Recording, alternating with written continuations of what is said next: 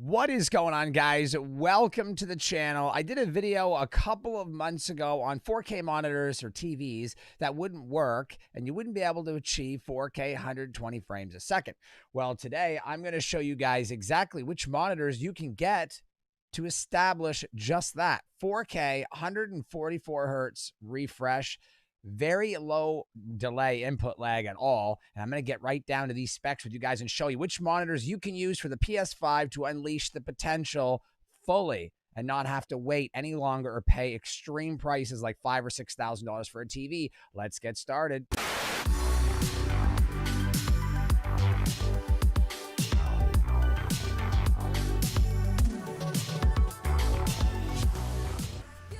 What is going on, guys? Welcome to the video and the channel. If you haven't already, go ahead and tap that bell notification, subscribe, of course, punch the like button, and follow me on Facebook, CTS Games, or on Twitch, Joseph Corey. So what we're talking about today is monitors and how you're going to be able to achieve 4K 120 frames a second on your PS5. Now, there really isn't much of an option for TVs at this point, unless of course you want to injure your bank account permanently and spend $2,000, $3,000, $4,000.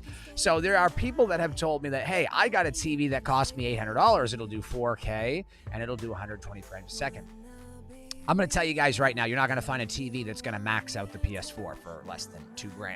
If you get a TV that's $1,500 or $1,200, you're still going to have ridiculous input lag. TVs are not going to beat gaming monitors for input lag. Period.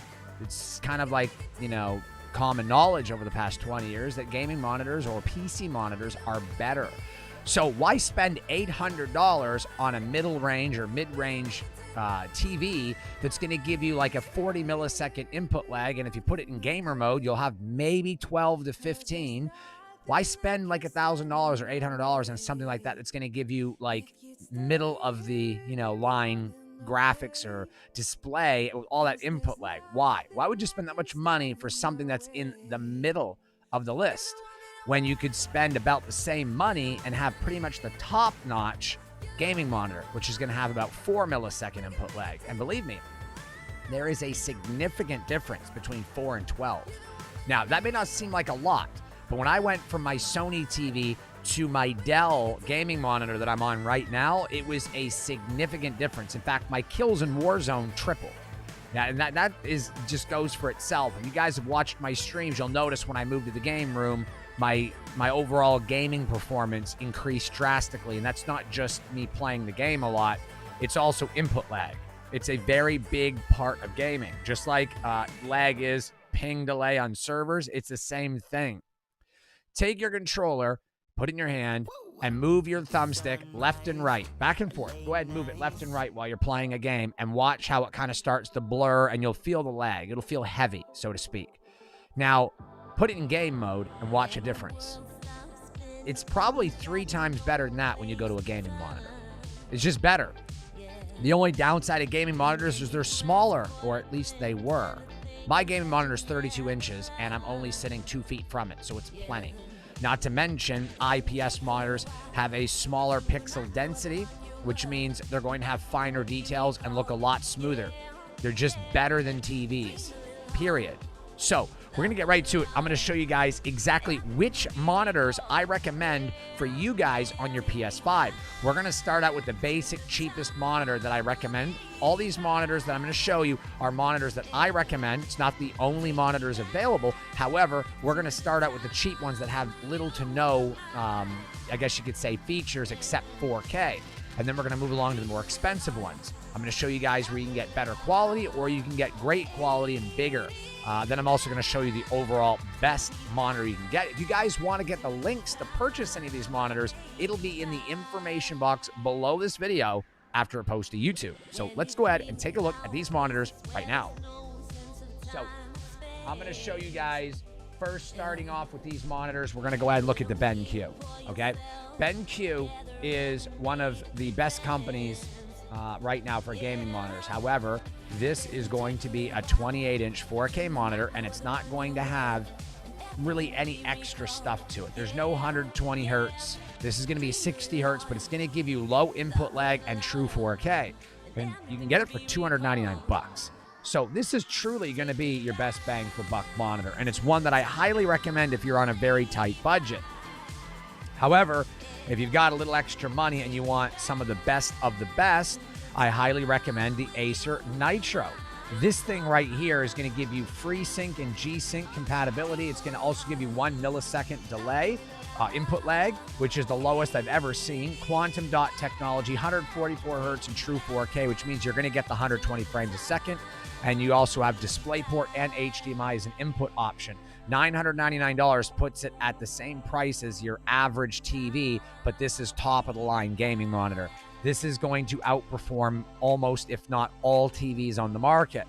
So if you truly want HDR and all the good stuff and you want to play on the absolute best display you can, and money is not really an option, although this is not that expensive, this is the monitor for you. There is really truly only one downside to this monitor, and that is the fact that it's a 27-inch. That's it. That's the only downside. It's a little small.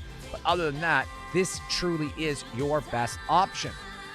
Now, if you guys want something bigger, I will definitely show you something that's better and bigger than this monitor as we move along. Now, if you guys want to see another monitor that's really good, it's this one right here. This one's $100 less, and it's probably just as good, if not better, than the other one for many reasons, one of which is that its HDR is better, but the other one has better colors. This has 1,000 nits peak brightness, which is incredibly good for gaming. So this monitor here is also good, but it's $829.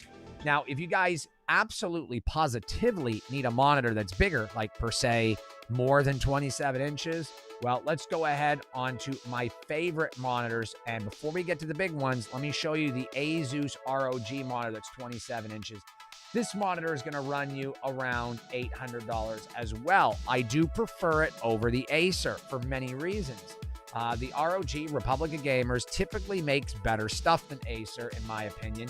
Not to mention, it has the Aura Sync as well as it's certified HDR 400, 600, or 1000. They have different sets or different chipsets in their gaming monitors, so to speak. So with 4K, 144 hertz, you're going to get pretty much the best display you can. It's got true HDR. And it's got Asus's gaming HDR, which is even better, and tweak tools to make your display perfect for gaming. I'm not going to go all the way into every feature because it will get kind of confusing. We'll be here forever. But trust me, this is one of the best bang for buck monitors for $800. You cannot go wrong. This will pretty much unleash everything you need on your PS5. Now, if you guys really want big displays, we're going to go ahead right here and take a look at my favorite pick of all time for gaming monitors, and that is the ROG Republic of Gamers from Asus, their 43-inch monitor, which comes in two different options. One is 120 hertz, and I believe the other one is 144 hertz. This is the better monitor right here. This is the one I would run if I were you guys, considering PS5 doesn't have FreeSync or G-Sync. It's just going to have VRR. You're better off getting this one here. You can use it on any gaming PC as well.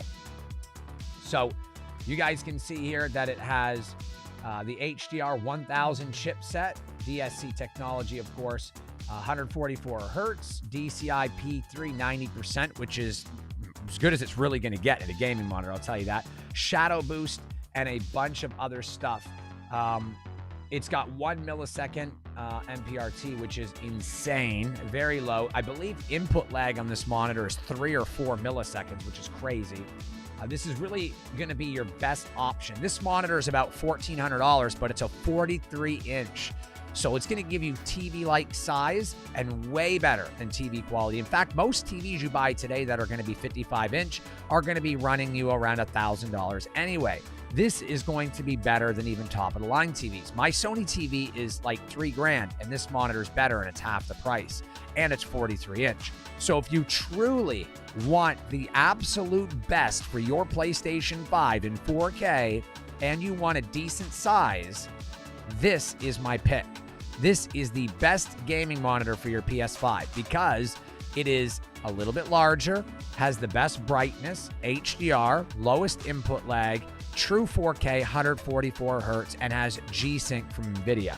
So you really can't go wrong with this monitor, and at $1,400, you're really truly getting a bargain. You really are. I can promise you guys, this is, in my opinion, the best bang for buck monitor. And I say that because there's only one monitor that's really better than this one, and that is the next step up. Like, look at all the different tweak tools, eye care solutions. You can remove the blue light with their ultra low blue light technology. You can remove it in increments here, so you don't have eye fatigue. And I guess that's a really good thing if you ask me, because there are times when my eyes do get fatigued after playing for, continuous hours. Now, if you guys really want to look and see what I think is the absolute best monitor, if price wasn't an option, it's this one right here. It's basically the same monitor I just showed you, but it's a 65-inch. And not only that, it's got quantum dot technology. This is pretty much a TV and gaming monitor in one, and it does everything better than a TV or your average gaming monitor. It does everything. The only downfall to this monitor is you may not have enough room for it, and the next downfall is price. This is a $4,000 gaming monitor. Now, if you've got the money, this is the absolute best monitor money can buy, or arguably, because some people may say Acer make better monitors or Alienware. But in my opinion, this is pretty much the best you're going to get, and the only gaming monitor that you're going to get at this size. In fact, Asus's ROG Republic of Gamers is the only one, or the only series of gaming monitors that you can get that are over 34 inches or 32 inches. So if you really want a larger gaming monitor, this is your only option, but it's also top-notch quality. It's just $4,000. So if you guys can see here, I'll scroll through. Look at the difference in input lag from your average TV. It's just crazy to think about. It's got zone lit LEDs. It's actually IPS. So it's got zone lit and zone dimming, so to speak, anti-glare, all kinds of stuff. It also has a lot of features that I just don't have the time to go in depth with, but you guys can see right here, it has all your connectivity that you'll ever need, except HDMI 2.1, but that's years away.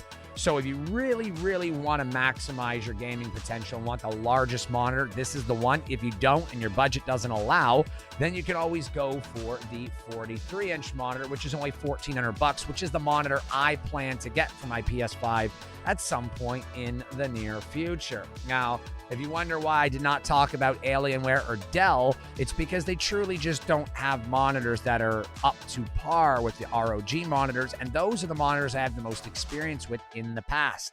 My Dell gaming monitor I have right now is a very good monitor. The problem is it's $1,600 and doesn't have any of the features that the ROG monitors do have. Now, I do have 6 millisecond input lag, and I do have crisp picture and IPS, and I have a great viewing angle, and the colors are amazing, but it's more expensive and has less features. Therefore, I did not want to recommend that because of the fact that I want to give you guys best bang for buck.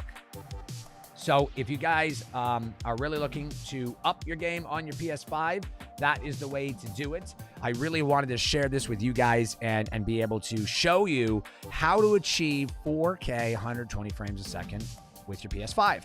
Now, you can do it with a TV. You can do it with a TV. You really could. But there is no way that a $800 TV is going to compete with that $1,400 monitor I just showed you. Input lag will be more. The IPS or LED zones and local dimming won't be as good. You won't have as good HDR. And of course, the pixels will be larger, therefore less detailed. So if you really want to compare TVs to monitors, this is not the video or the discussion for that. A TV will never keep up with a gaming monitor, ever, unless you buy the best TV money can buy, which is like $6,000 or $7,000 for a 65-inch.